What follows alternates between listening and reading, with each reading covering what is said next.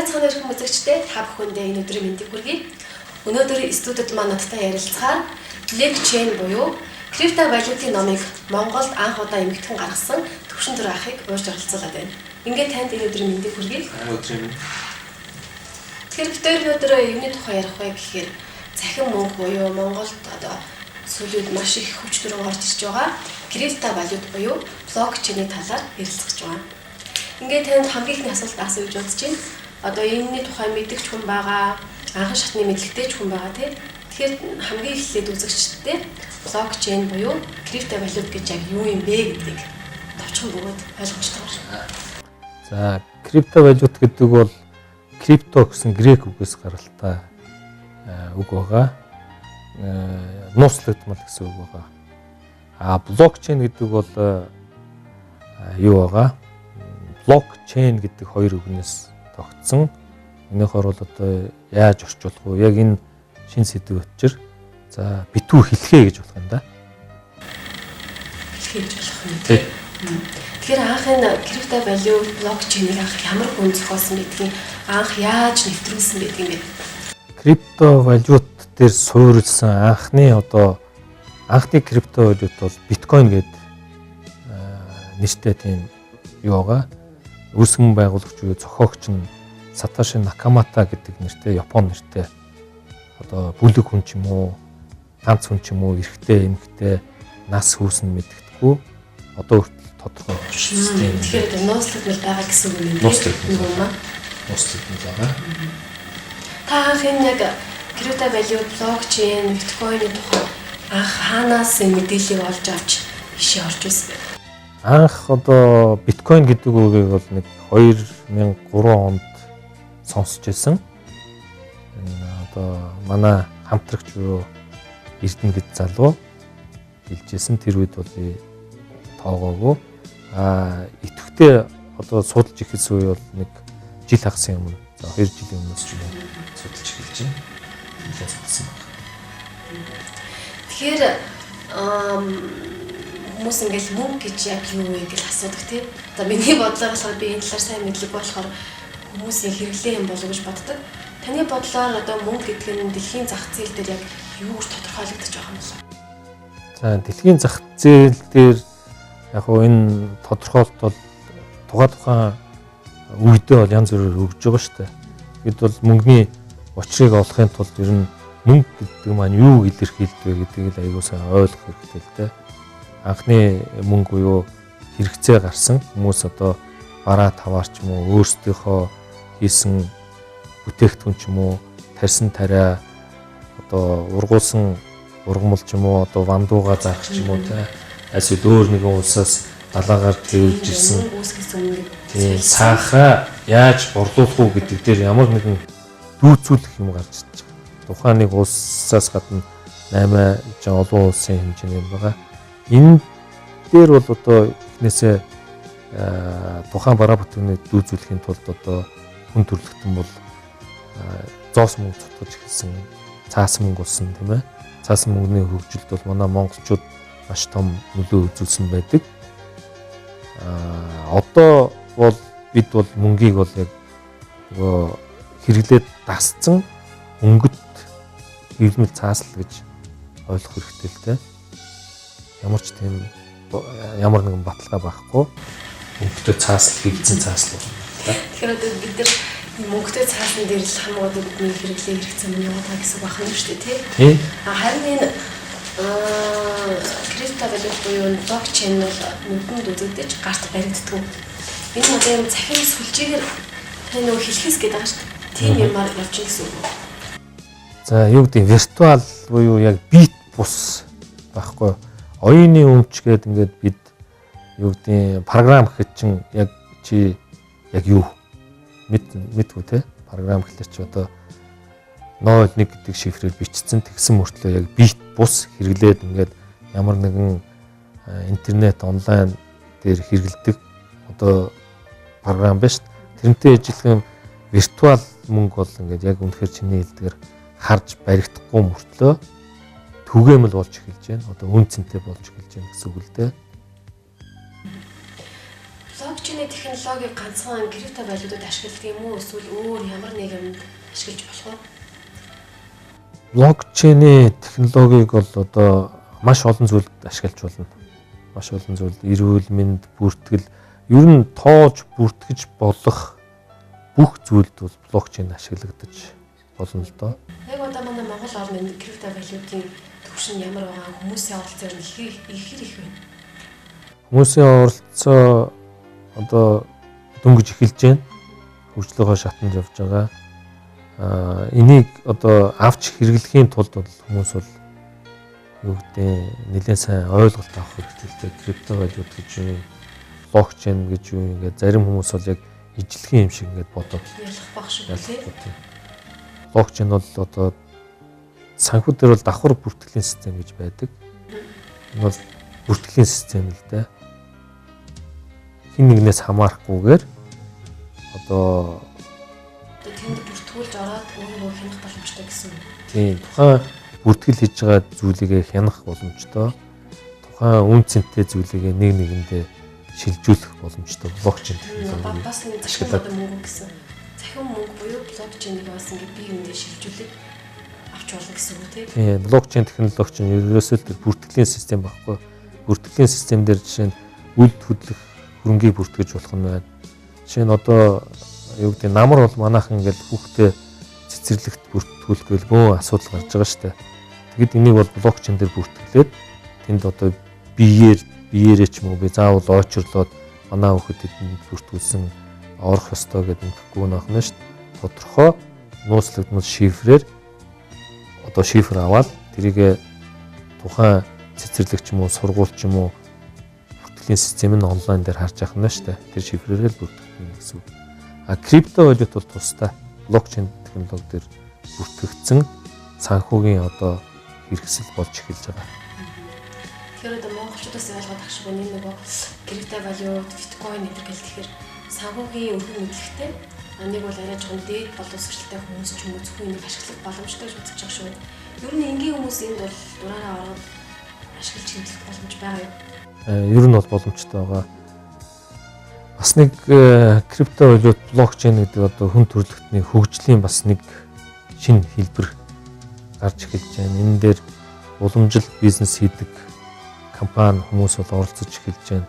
Хамгийн гол нь одоо тухайн хүний одоо дээд сургууль төгссөн ч гэдэг юм уу, тийм олон сургууль төгссөн, гадаад төгссөн гэдэг биш. Энийг ойлгох нь чухал да. Анх зөв ашиглах нь өгөндөө.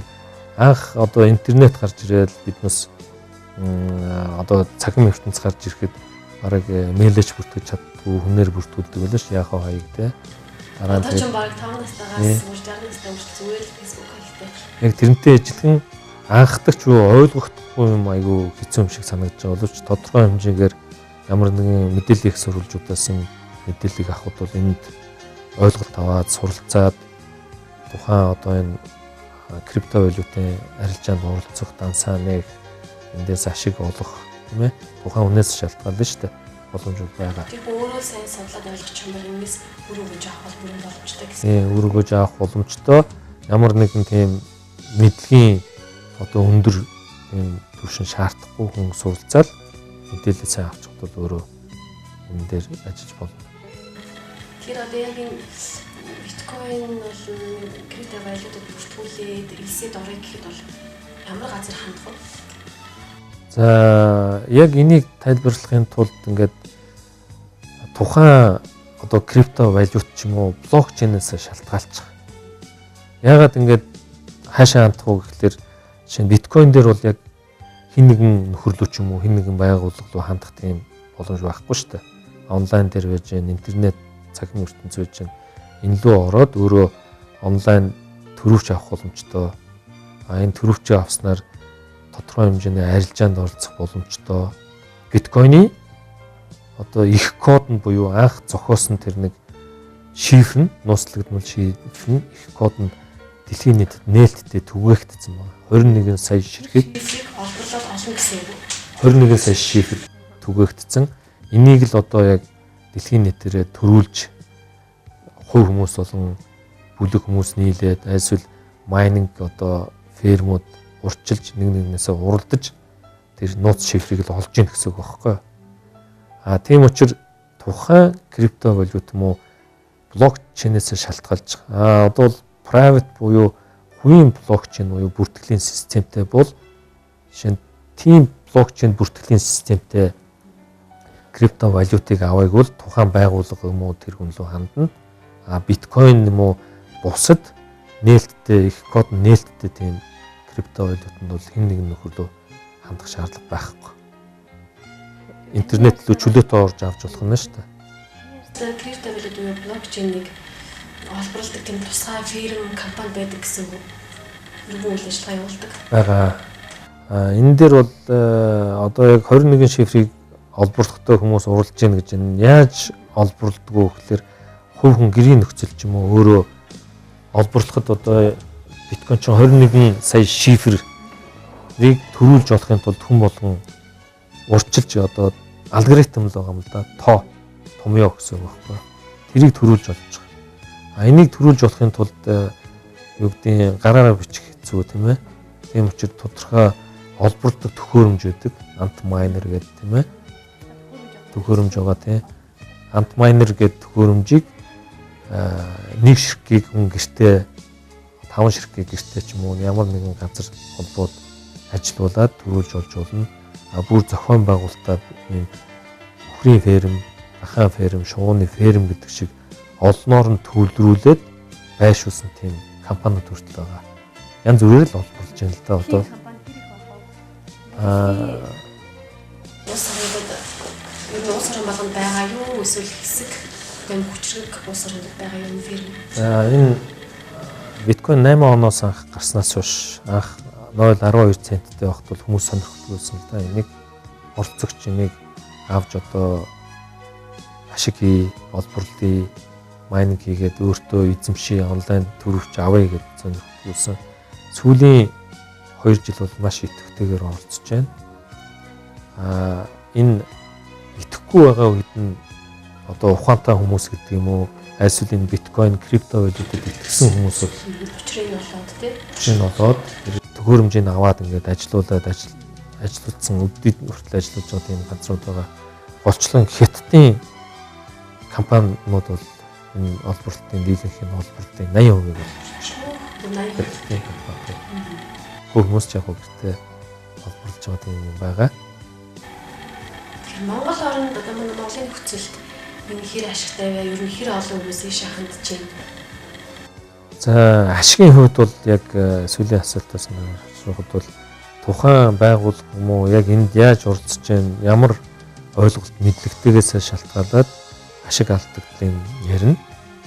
Оролцооны хувьд бол сүүлийн 1 жилийн хувьд бол манай залуучууд болон энэ крипто валют, блокчейн сонирхож байгаа хүмүүс бол маш их сайн оролцоод идэвхтэй оролцож хэрэгжилж эхэлж байгаа, суралцаж эхэлж байна. Алдаж оноод арилжиж эхэлж байна. Одоо юу гэдэг ашигтай гэж бодоод Antminer-ыг авч тавьсан ч гэсэн ашиггүй болоод ажиллаж байгаа ч хүмүүс байна. Эргүүл зарж байгаа ч төхөөрөмж оролцуул гэсэн чинь. Тэр яг энэ дээр бодит жишээ болох таны мэддгээр одоо олон таних хүн гэх юм тийм. Монгол санхүүгийн чиглэлээр амжилттай ажиллаж байгаа хүмүүсийн нийш орсон тохиолдол байгаа. Хэд хэдэн байгаа. За зарим нэг хүмүүс нь бол яг хоо энийг заавал хэлэх шаардлагагүй өөрсдөө ч гэсэн хэлэхгүй байхыг хүсдэг. Ил тодор явж байгаа та бүхний мэддэг хүн бол мэдж байгаа шүү дээ. Нөгөө хасын гавыг. Тэгээ энэ дээр бол нэлээ одоо юу гэдэг баг гаргаад ажиллаж байна тийм ээ. Биткойныг сайн тайлбарлаж байна. Биткойныг тайлбарлахын хажуугаар өөрийн бизнесээ бас энэтэй уялдуулж явж байна тийм. Миний мэдээлэлээр бас нэг майнинг ферм хийх гэж оролдоод ах шиг байна. Тэгвэл илүү хөрөнгөжтэй ашигтай урдаа олборлно гэдгийг мэдчих шиг байна тийм. Яг хоо энэ дээр мэдээж бүх бизнес, бүх байгууллага ашигын төлөө ажилладаг. Мэдээж ашиг хийхчл ажиллаж байгаа байх гэж бодож байгаа шүү дээ би. Тэгэхээр одоо энэ сүүлийн үед миний сонсож байгаагаар ингээл маш олон OneCoin, Bitcoin гэх юм уу тийм. Олон койнууд байна л да. Эндээс яг яаж жинхэнэ гэдэг юм уу те хамгийн одоо өвгөн дэлгэрч байгаа тэр койныг олох боломжтой бол. За одоо биткойн анх үүснээс хойш нэг бараг 2000 крипто валютыг араасаа дагуулсан гэж хэлж болно. Одоо биткойн бол ах нь. Тэгээд араас нь зөндөө олон дүүнер төрсэн байна шүү дээ. 2000. Биткойныг бол үндсэн биткойн, биткойн ко гэж яддаг боловч араас нь явж байгаа тэр бүх одоо крипто валютуудыг бол нэрсэн хиллэг байдаг. Бүгдийг альткойн гэж нэрлэдэг. Тэгээ альткойн гэж нэрлэдэг. 2000 ширхэг байгаа. Энэ манай Монгол улсад өөрийн гэсэн тийм койнтэй болох, койн гаргах тийм боломж болцсон байгаа юу? Ер нь бол байгаа шүү дээ. Бүх койнууд бол блокчейн технологи дээр явагддаг. Блокчейн нь хувийн буюу нийтийн эсвэл холимог гэдэг юм дээр бүртгэгддэг байна шүү дээ. Private, хувийн, public буюу нийтийн эсвэл холимог байдаг байна. Жишээ нь манайд бол боломж байгаа шүү дээ.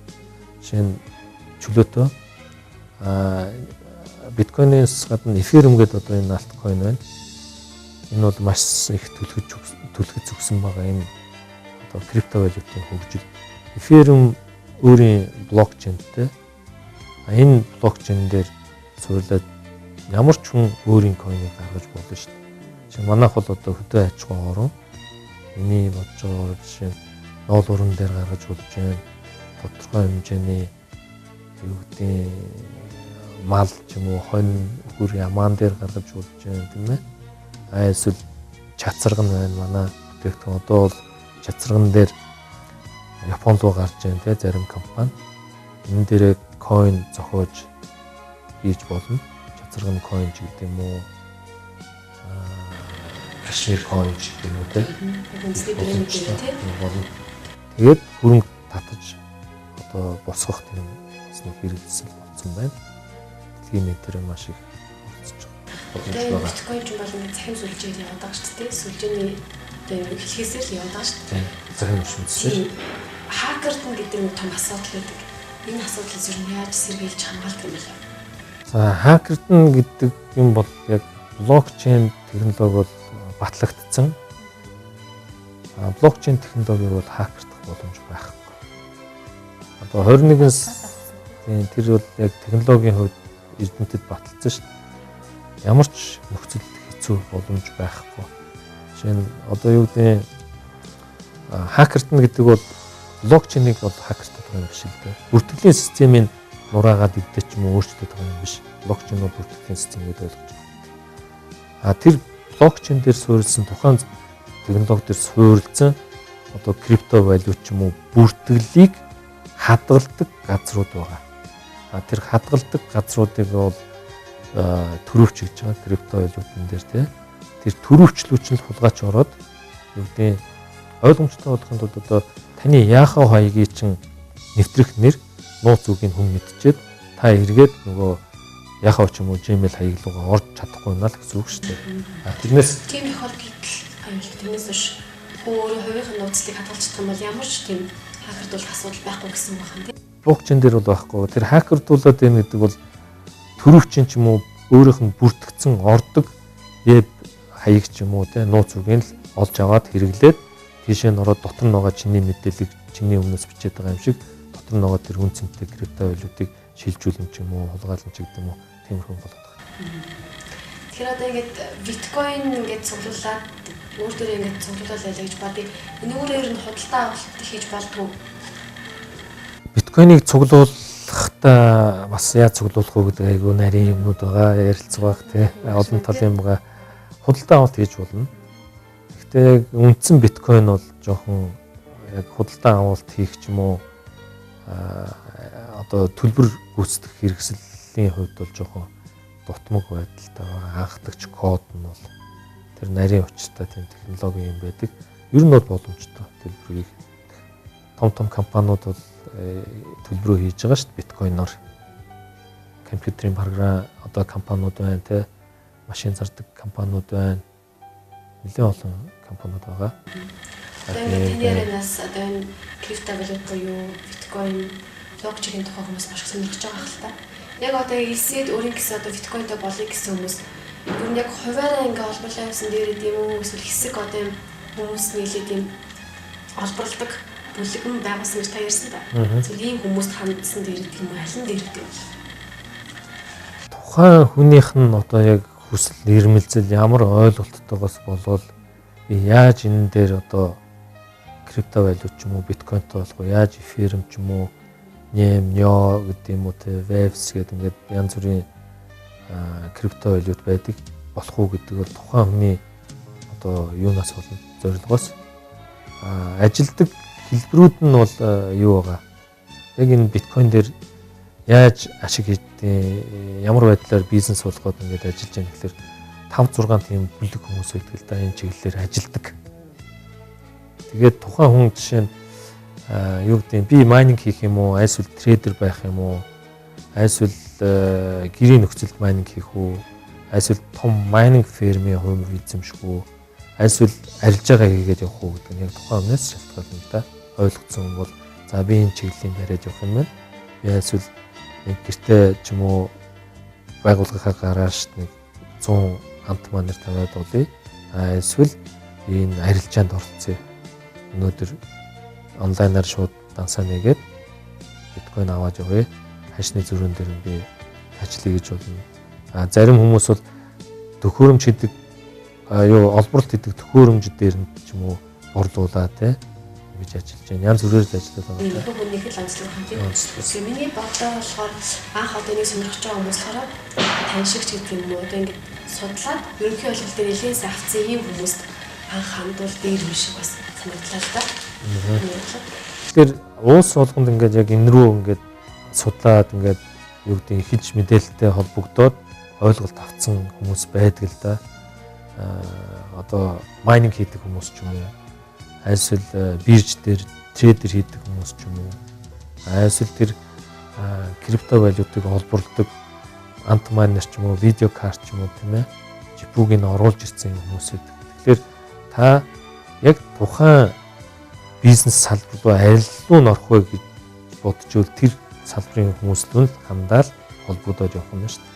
Би жишээ нь трейдер хийдэг бол за дэги би трейдер хийлээ. Би яаж трейдер хийх вэ гэхээр за ийм бирж байдаг тийм ээ. Ийм зооснууд байдаг гэдэг ингээд хэлчихнэ. Эсвэл чи нэг би трейдер хүн майнинг хийж мэддэг.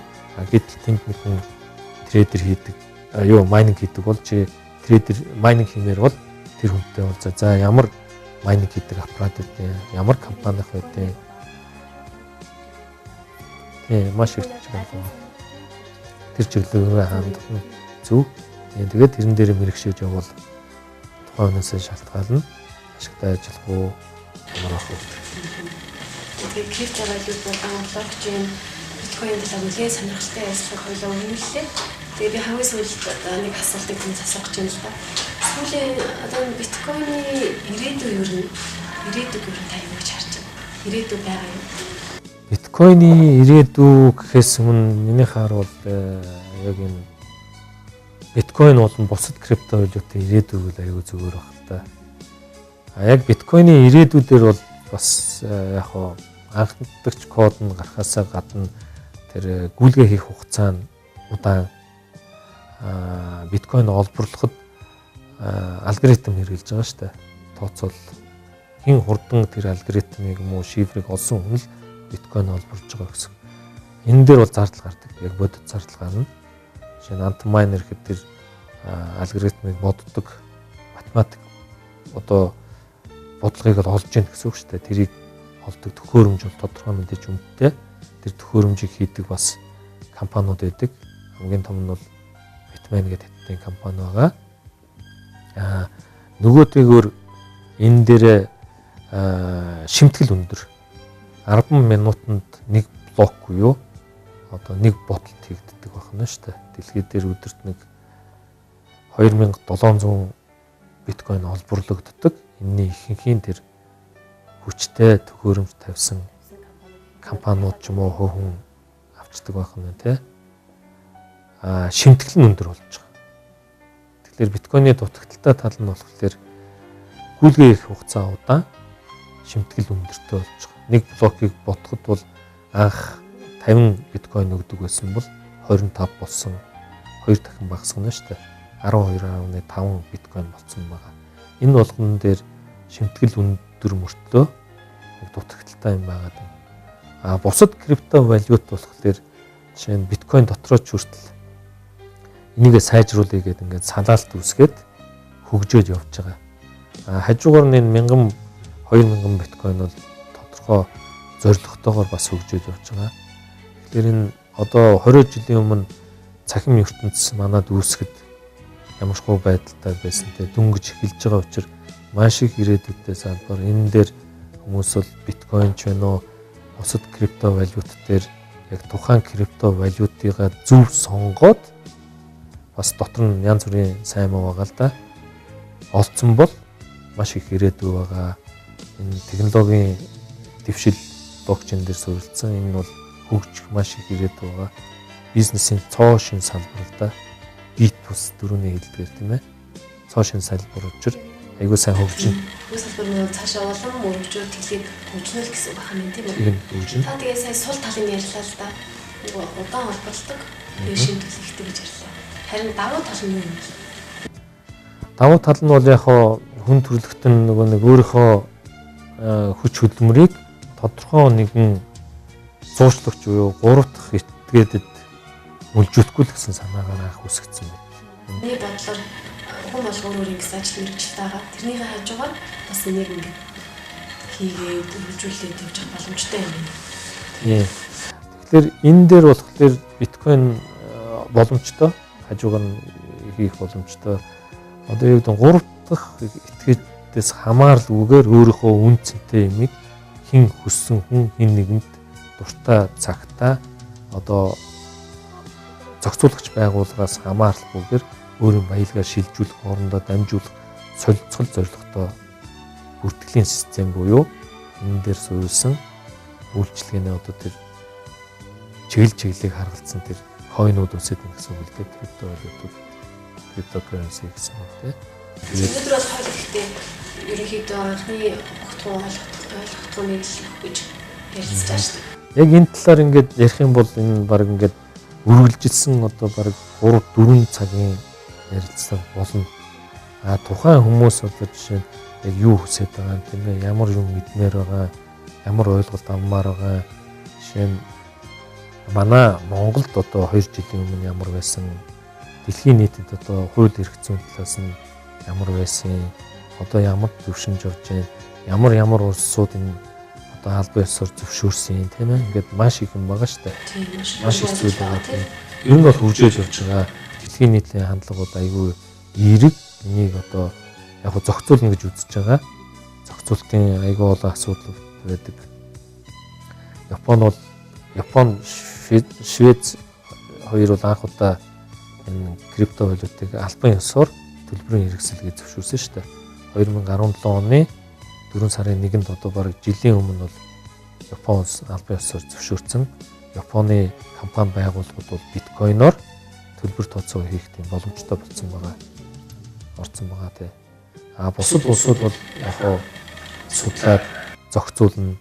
Энэ дээр одоо журам хүрдүүлнэ гэдэг ингээд явж байгаа.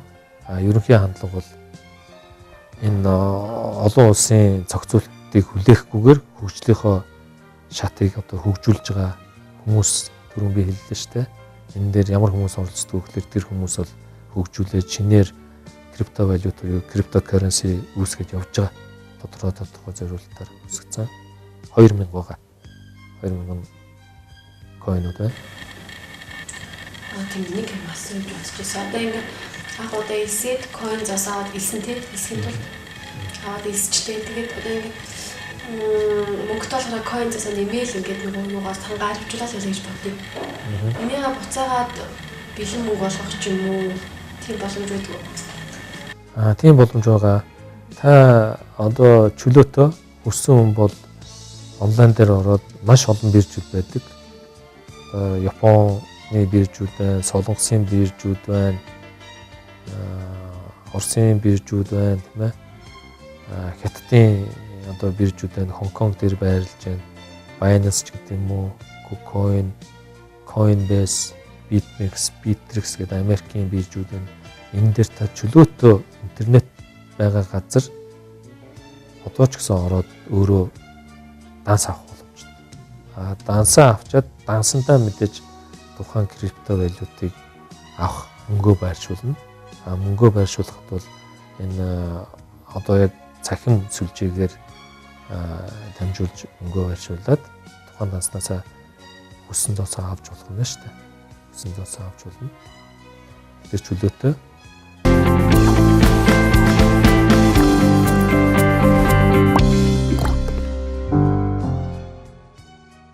За ингээд эцэст нь хэлэхэд манай монголчууд бол энэ зах зээл рүү дөнгөж хөл тавьж эхэлж байна. За товчхон 1 минутанд багтаад энэ дээр ямар бизнес хийж байгаа гэдгийг тайлбарлая. За биткойн болон бусад крипто альткойнууд 2000 байгаа. Энэ дээр дэлхийн нийтээр яаж оролцож байна гэхээр трейдерүүд байгаа. Нэгдүгээр трейдер, хоёрдугаарт майнинг хийдэг хүмүүс байгаа. Майнерууд, олборлогч нар, гуравт нь майнинг хийдэг төхөөрөмжийг бэлддэг тоног төхөөрөмжийн компаниуд байгаа.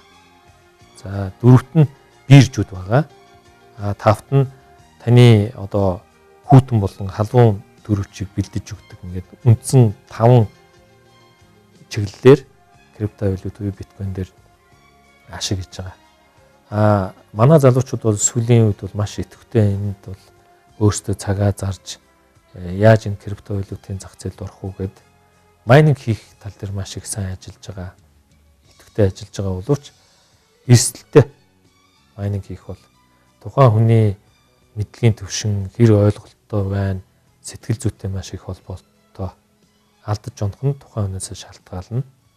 Нөгөө нэг чиглэл нь бол ASIC антмайнер оруулж ирээд ферм байгуулж байгаа залуучууд бол ажиллаж байна. Гэхдээ сүүлийн үед бол биткойны ханш унснаас болоод майнинг хийх бол ашиггүй болсон байгаа та бүгд мэдж байгаа. Үүнээс гадна өөр биткойн криптовалютын дээр ашигтай ажиллах боломжууд байдаг. Энэний талаар бол хэрвээ та нар хүсвэл наашаа бидэнд хандаад ямар бизнес байгаа, ямар одоо чиглэлээр ашиг хийдэг гэдгийг мэдхийг хөл бидэнд хандаарай. За баярлалаа. Өнөөдөр хоёулаа ярилцаа одоо хүмүүст хамгийн гинэ буюу ихний ойлголт өгч чадсан байх гэж бодож байна. Тэгээд ирж сонирхолтой ярилцлага өгсөн танд маш их баярлалаа. Ажлын амжилт хүсье.